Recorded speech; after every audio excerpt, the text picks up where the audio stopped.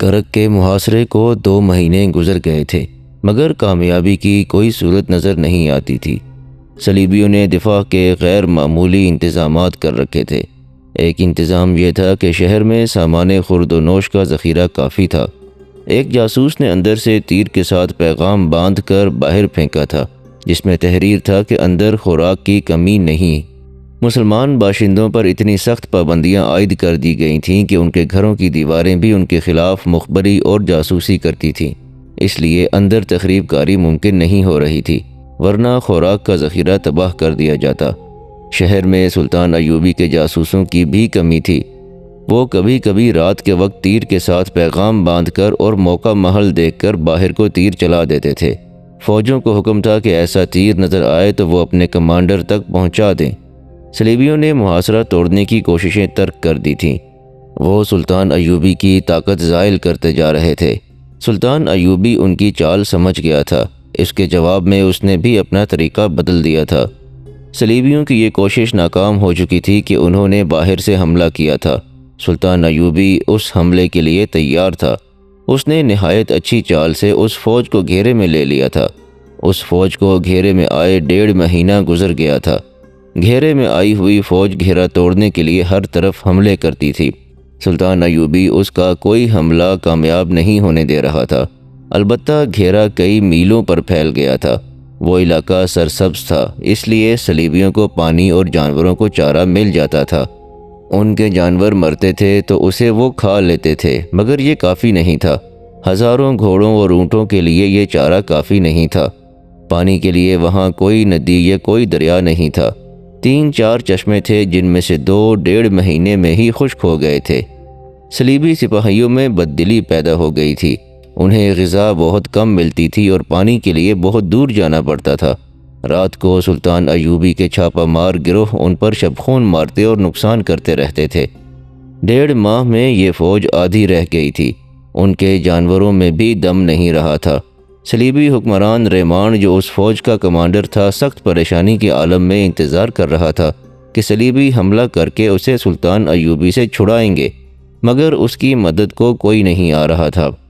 سلطان ایوبی چاہتا تو چاروں طرف سے حملہ کر کے اس فوج کو شکست دے سکتا تھا، لیکن اس سے اپنا جانی نقصان بھی ہونا لازمی تھا اور جنگ کا پانسا پلٹ جانے کا خطرہ بھی تھا۔ سلطان ایوبی اپنی طاقت زائل نہیں کرنا چاہتا تھا۔ وہ صلیبیوں کو آہستہ آہستہ مار رہا تھا۔ اسے یہ نقصان ضرور ہو رہا تھا کہ اس کی فوج کا تیسرا حصہ اس صلیبی فوج کو گھیرے میں رکھنے میں الجھ گیا تھا۔ اسے وہ شہر کے محاصرے کی کامیابی کے لیے استعمال نہیں کر سکتا تھا۔ اس کے پاس ابھی ریزرو دستے موجود تھے اور وہ سوچ رہا تھا کہ قلعہ توڑنے کے لیے وہ انہیں استعمال کرے۔ وہ اب محاصرے کو اور زیادہ طول دینا نہیں چاہتا تھا۔ اس دور میں محاصرے عموماً طویل ہوا کرتے تھے۔ ایک شہر کو 2 سال تک بھی محاصرے میں رکھا گیا ہے۔ 6-7 ماہ کا محاصرہ طویل نہیں سمجھا جاتا تھا، لیکن سلطان ایوبی محاصرے کو طول دینے کا قائل نہیں تھا۔ وہ ان حملہ آوروں میں سے بھی نہیں تھا جو کسی ملک کے دارالحکومت کا محاصرہ کر کے اندر والوں کو پیغام بھیجا کرتے تھے کہ اتنی مقدار زر و جواہرات کی، اتنے ہزار گھوڑے اور اتنی عورتیں باہر بھیج دو، ہم چلے جائیں گے۔ سلطان ایوبی عرب کی سرزمین سے صلیبیوں کو نکالنا چاہتا تھا۔ وہ کہا کرتا تھا کہ یہ سرزمین اسلام کا سرچشمہ ہے جو ساری دنیا کو سیراب کرے گا، اور وہ اپنی عمر کو بہت کم سمجھا کرتا تھا۔ یہ الفاظ اس نے بار بار کہے تھے کہ میں یہ کام اپنی مختصر سی عمر میں پورا کر دینا چاہتا ہوں، ورنہ میں دیکھ رہا ہوں کہ مسلمان عمراء اس مقدس خطے کو صلیبیوں کے ہاتھ بیچتے چلے جا رہے ہیں۔ ایک رات وہ اپنے خیمے میں گہری سوچ میں کھویا ہوا تھا۔ اس نے یہاں تک سوچا تھا کہ قلعے کے ارد گرد سے اتنی فراخ سرنگیں کھدوائی جائیں جن میں پیادہ سپاہی گزر سکیں۔ کچھ اور طریقے بھی اس کے ذہن میں آئے۔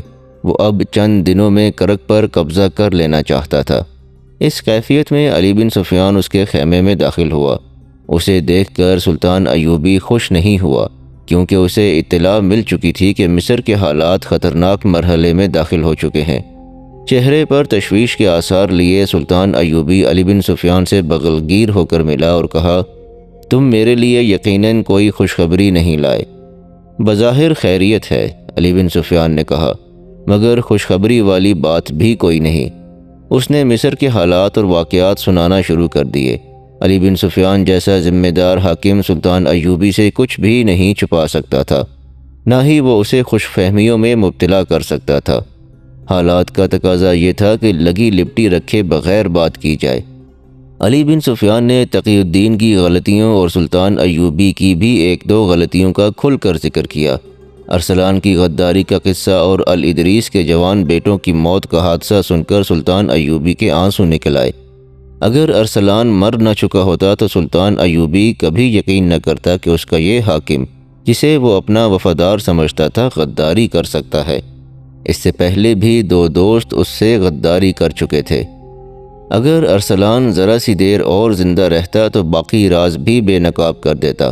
علی بن سفیان نے کہا، اس کے آخری فکرے سے جو موت نے پورا نہ ہونے دیا، صاف ثبوت ملتا ہے کہ مصر میں بغاوت ہونے ہی والی ہے۔ مصر میں ہماری جو فوج ہے اسے ذہنی لحاظ سے پست کر دیا گیا ہے۔ میری جاسوسی بتاتی ہے کہ کماندار تک غلط فہمیوں اور بے اطمینانی کا شکار ہو گئے ہیں۔ فوج کے لیے غلے اور گوشت کی قلت پیدا کر کے یہ بے بنیاد بات پھیلا دی گئی ہے کہ تمام تر رسد محاذوں پر بھیجی جا رہی ہے، اور یہ بھی کہ فوج کا مال حاکم بیچ کر کھا رہے ہیں۔ دشمن کی سازش پوری طرح کامیاب ہے۔ دشمن کی سازش اسی ملک میں کامیاب ہوتی ہے جہاں کے چند ایک افراد دشمن کا ساتھ دینے پر اتر آتے ہیں۔ سلطان ایوبی نے کہا، اگر ہمارے اپنے بھائی دشمن کا اعلی کار بن جائیں تو ہم دشمن کا کیا بگاڑ سکتے ہیں؟ میں جس طرح اللہ کے ان شیروں کے جذبے کے زور پر اور ان کی جانیں قربان کر کے صلیبیوں کو میدان جنگ میں ناکوں چنے چبوا رہا ہوں، اسی طرح میرے حاکم بھی پکے مسلمان ہوتے تو آج قبلہ اول آزاد ہوتا اور ہماری آذانیں یورپ کے کلیساؤں میں گونج رہی ہوتی، مگر میں مصر میں قید ہو کے رہ گیا ہوں۔ میرے جذبے اور میرا عزم زنجیروں میں جکڑے گئے ہیں۔ اس نے کچھ دیر کی گہری خاموشی اور سوچ کے بعد کہا، مجھے سب سے پہلے ان غداروں کو ختم کرنا ہوگا، ورنہ یہ قوم کو دیمک کی طرح کھاتے رہیں گے۔ میں یہ مشورہ لے کر آیا ہوں کہ اگر محاذ آپ کو اجازت دے تو مصر چلیے۔ علی بن سفیان نے کہا، میں حقائق سے چشم پوشی نہیں کر سکتا علی۔ سلطان ایوبی نے کہا، لیکن میں یہ اظہار کیے بغیر بھی نہیں رہ سکتا کہ میرے ہاتھوں سے صلیبیوں کی گردن اور فلسطین چھڑانے والے میرے بھائی ہیں۔ علی بن سفیان، اگر میں نے غداروں کو اسلام کے دشمنوں کے ساتھ دوستی کرنے والے مسلمانوں کو ابھی ختم نہ کیا تو یہ کبھی ختم نہ ہوں گے، اور ہماری تاریخ کو یہ گروہ ہمیشہ شرمسار کرتا رہے گا۔ قوم میں ہر دور میں یہ گروہ موجود رہے گا جو دین اور رسول اللہ صلی اللہ علیہ وآلہ وسلم کے دشمنوں سے دوستی کر کے اسلام کی جڑیں کھوکھلی کرتا رہے گا۔ اس نے پوچھا، سوڈان کے محاذ کی کیا خبر ہے؟ میں نے تقی الدین کو پیغام بھیج دیا ہے کہ اس محاذ کو سمیٹنا شروع کر دو۔ مصر میں کسی کو بھی معلوم نہیں کہ آپ نے ایسا حکم دیا ہے، علی بن سفیان نے کہا، اور کسی کو معلوم ہونا بھی نہیں چاہیے۔ سلطان ایوبی نے کہا۔ اس نے دربان کو بلایا اور کہا، کاتب کو فوراً بلا لاؤ۔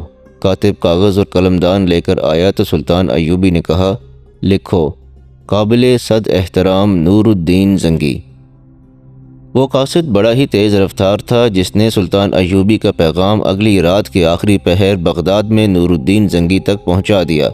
سلطان ایوبی نے اسے کہا تھا کہ راستے میں ہر چوکی پر اسے تازہ دم گھوڑا مل جائے گا، لیکن وہ صرف گھوڑا تبدیل کرے، خود آرام اور کھانے کے لیے نہ رکے، کہیں بھی گھوڑا آہستہ نہ چلے۔ اگر رات کو نور الدین زنگی کے پاس پہنچے تو دربان سے کہہ دے کہ انہیں جگا دے۔ اگر زنگی خفگی کا اظہار کرے تو کہہ دینا کہ صلاح الدین ایوبی نے کہا ہے کہ ہم سب جاگ رہے ہیں۔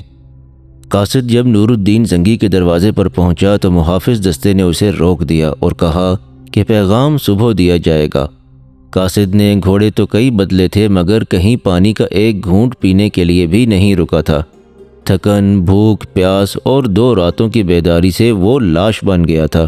زبان پیاس سے اکھڑ گئی تھی، وہ پاؤں پر کھڑا نہیں ہو سکتا تھا اور اس کے منہ سے بات نہیں نکلتی تھی۔ اس نے اشاروں میں بتایا کہ پیغام بہت ضروری ہے۔ نور الدین زنگی نے بھی سلطان ایوبی کی طرح اپنے خصوصی عملے، دربان اور اپنے باڈی گارڈز کے کمانڈر کو کہہ رکھا تھا کہ کوئی ضروری بات یا پیغام ہو تو اس کی نیند اور آرام کی پرواہ نہ کی جائے۔ قاصد کی حالت دیکھ کر باڈی گارڈز نے اندر جا کر نور الدین زنگی کی خوابگاہ کا دروازہ کھٹکھٹایا۔ وہ باہر آ گیا اور پیغام اور قاصد کو ملاقات کے کمرے میں لے گیا۔ قاصد کمرے میں داخل ہوتے ہی گر پڑا۔ زنگی نے اپنے ملازموں کو بلایا اور قاصد کی دیکھ بھال کرنے کو کہا۔ اس نے پیغام پڑھنا شروع کیا۔ سلطان ایوبی نے لکھا تھا، آپ پر اللہ کی رحمت ہو۔ میرا پیغام آپ کو خوش نہیں کرے گا۔ آپ کے لیے خوشی اور اطمینان کی بات صرف یہ ہے کہ میں نے حوصلہ نہیں چھوڑا۔ آپ کے ساتھ کیا ہوا عہد پورا کر رہا ہوں۔ آپ میرے پاس تشریف لائیں گے تو تمام حالات سناؤں گا۔ میں نے کرک کو محاصرے میں لے رکھا ہے، ابھی کامیابی نہیں ہوئی۔ اتنی کامیابی حاصل کر چکا ہوں کہ صلیبیوں کی ایک فوج نے شاہ رحمان کی سرکردگی میں باہر سے مجھ پر حملہ کیا تھا۔ میں نے محفوظہ سے اسے گھیرے میں لے لیا ہے۔ اب تک اس کی آدھی فوج ختم کر چکا ہوں۔ بھوکے صلیبی اپنے گھوڑوں اور اونٹوں کو کھا رہے ہیں جو انہیں اتنی دور سے یہاں لائے تھے۔ میں اس کوشش میں ہوں کہ رحمان کو زندہ پکڑ لوں، مگر کرک کا محاصرہ لمبا ہوتا جا رہا ہے۔ صلیبیوں کا دفاع اور طریقہ جنگ پہلے سے بہت بہتر ہے۔ میں محاصرے کو کامیاب کرنے کے طریقے سوچ رہا تھا اور مجھے امید تھی کہ میرے جانباز مجاہد قلعہ توڑ لیں گے۔ وہ جس جذبے سے لڑ رہے ہیں وہ آپ کو حیران کر دے گا، مگر سوڈان میں میرا بھائی تقی الدین ناکام ہو گیا ہے۔ اس کی غلطی کہ اس نے اجنبی صحرا میں جا کر فوج کو پھیلا دیا ہے۔ وہ مدد مانگ رہا ہے۔ میں نے اسے محاذ سمیٹنے اور واپس آنے کو کہہ دیا ہے۔ مصر سے آئی ہوئی خبریں اچھی نہیں۔ غداروں اور ایمان فروشوں نے دشمن کا اعلی کار بن کر مصر میں بغاوت اور صلیبی یلغار کے لیے راستہ صاف کر دیا ہے۔ علی بن سفیان کو آپ اچھی طرح جانتے ہیں۔ وہ خود میرے پاس آیا ہے۔ میں اس کے مشورے کو نظر انداز نہیں کر سکتا کہ میں مصر چلا جاؤں۔ محترم، میں کرک کا محاصرہ اٹھا نہیں سکتا، ورنہ صلیبی کہیں گے کہ صلاح الدین پسپا بھی ہو سکتا ہے۔ دشمن کی گردن میرے ہاتھ میں ہے۔ آئیے اور یہ گردن آپ اپنے ہاتھ میں پکڑ لیں۔ اپنی فوج ساتھ لائیں۔ میں اپنی فوج مصر لے جاؤں گا، ورنہ مصر بغاوت کا شکار ہو جائے گا۔ امید ہے کہ آپ میرے دوسرے پیغام کا انتظار نہیں کریں گے۔ نور الدین زنگی نے ایک لمحہ بھی انتظار نہ کیا۔ شب خوابی کے لباس میں ہی مصروف کار ہو گیا۔ فوجی حکام کو بلا لیا، انہیں احکام دیے اور دن ابھی آدھا بھی نہیں گزرا تھا کہ اس کی فوج کرک کی سمت کوچ کر چکی تھی۔ زنگی وہ مرد مجاہد تھا جس کا نام سن کر صلیبی بدک جاتے تھے۔ اس کے سینے میں ایمان کی شمع روشن تھی۔ وہ فن حرب ضرب کا ماہر تھا۔ اس نے راستے میں کم سے کم پڑاؤ کیے اور اتنی جلدی محاذ پر پہنچا کہ سلطان ایوبی حیران رہ گیا۔ اگر قاصد پہلے سے اسے اطلاع نہ دے دیتا کہ زنگی اپنی فوج کے ساتھ آ رہا ہے تو دور سے گرد کے بادل دیکھ کر سلطان ایوبی سمجھتا کہ صلیبیوں کی فوج آ رہی ہے۔ سلطان ایوبی گھوڑا سرپٹ بھگاتا استقبال کے لیے گیا۔ نور الدین زنگی اسے دیکھ کر گھوڑے سے کود آیا۔ اسلام کی عظمت کے یہ دونوں پاسبان جب گلے ملے تو جذبات کی شدت سے سلطان ایوبی کے آنسو نکل آئے۔ سلطان ایوبی نے نور الدین زنگی کو تمام تر حالات اور غداروں کی ساری کارستانیاں سنائیں۔ زنگی نے کہا، صلاح الدین، تمہاری عمر ابھی اتنی نہیں گزری کہ چند ایک حقائق کو قبول کر سکو۔ یہ اسلام کی بدنصیبی ہے کہ غدار ہماری قوم کا لازمی حصہ بن گئے ہیں اور قوم ان سے کبھی پاک نہیں ہوگی۔ مجھے صاف نظر آ رہا ہے کہ ایک وقت آئے گا جب غدار قوم پر باقاعدہ حکومت کریں گے، دشمن کے خلاف باتیں کریں گے، بلند دعوے کریں گے، دشمن کو کچل دینے کے نعرے لگائیں گے، مگر قوم جان نہیں سکے گی کہ ان کے حکمران دراصل اس کے اور اس کے دین کے دشمن کے ساتھ در پردہ دوستی کر چکے ہیں۔ دشمن انہی کو ڈھال اور انہی کو تلوار بنائے گا اور ان کے ہاتھوں قوم کو مروائے گا۔ پریشان نہ ہو صلاح الدین، ہم حالات پر قابو پا لیں گے۔ تم مصر پہنچو اور تقی الدین کو مدد دے کر سوڈان سے نکالو۔ دائیں بائیں حملے کر کے دشمن کو الجھائے رکھو تاکہ تقی الدین کا کوئی دستہ کہیں گھیرے میں نہ آ جائے۔ مصر میں فوجوں کو یکجا کرو اور مصر میں جو فوج ہے اسے میرے پاس بھیج دو۔ میں اس کے دماغ سے بغاوت کا کیڑا نکال دوں گا۔ شام کے بعد زنگی نے اپنی فوج کو کرک کے محاصرے پر لگا دیا۔ اور سلطان ایوبی کی فوج پیچھے ہٹ آئی۔ اسے فوراً قاہرہ کے لیے کوچ کا حکم دے دیا گیا۔ کچھ غلطی وہاں ہو گئی جہاں سلطان ایوبی نے ریمانڈ کی فوج کو گھیرے میں لے رکھا تھا۔ زنگی نے جب وہاں اپنے دستے اس ہدایت کے ساتھ بھیجے کہ سلطان ایوبی کی فوج کی بدلی کرنی ہے تو احکام اور ہدایات پر کسی غلط فہمی کی بنا پر عمل نہ ہو سکا۔ ریمانڈ نے اتفاق سے اس سمت حملہ کیا جہاں اسے توقع تھی کہ مسلمانوں کا دستہ کمزور ہے۔ اس نے وہاں کسی کو بھی حملہ روکنے کے لیے تیار نہ پایا۔ وہ اس طرف سے نکل گیا اور کچھ فوج بھی نکل گئی۔ صلیبیوں کی بچی کھچی فوج پھنسی رہ گئی، جسے اگلے روز پتہ چلا کہ ان کا حکمران کمانڈر بھاگ گیا ہے، تو اس نے بھی اندھا دھند بھاگنے کی کوشش کی۔ صلیبی اپنی جانیں بچانے کے لیے لڑے، کچھ مارے گئے اور بعض پکڑے گئے۔ نقصان یہ ہوا کہ ریمانڈ نکل گیا، فائدہ یہ ہوا کہ گھیرا کامیاب رہا اور نور الدین زنگی کی فوج کا یہ حصہ کرک کے محاصرے کو کامیاب کرنے کے لیے فارغ ہو گیا۔ سلطان ایوبی جب قاہرہ کو روانہ ہونے لگا تو حسرت بھری نگاہوں سے کرک کو دیکھا۔ اس نے زنگی سے کہا، تاریخ یہ تو نہیں کہے گی کہ صلاح الدین ایوبی پسپا ہو گیا تھا؟ میں نے محاصرہ اٹھایا تو نہیں؟ نہیں صلاح الدین، نور الدین زنگی نے اس کا گال تھپکا کر کہا، تم نے شکست نہیں کھائی، تم جذباتی ہو گئے ہو۔ جنگ جذبات سے نہیں لڑی جاتی۔ میں آؤں گا میرے فلسطین، سلطان ایوبی نے کرک کو دیکھتے ہوئے کہا، میں آؤں گا۔ اس نے گھوڑے کو ایڑ لگا دی، پھر پیچھے مڑ کر نہیں دیکھا۔ نور الدین زنگی اسے دیکھتا رہا۔ وہ جب اپنے گھوڑے سمیت دور جا کر گرد میں چھپ گیا تو زنگی نے اپنے ایک نائب سے کہا، اسلام کو ہر دور میں ایک صلاح الدین ایوبی کی ضرورت ہوگی۔ یہ واقعہ 1173 عیسوی 569 ہجری کے وسط کا ہے۔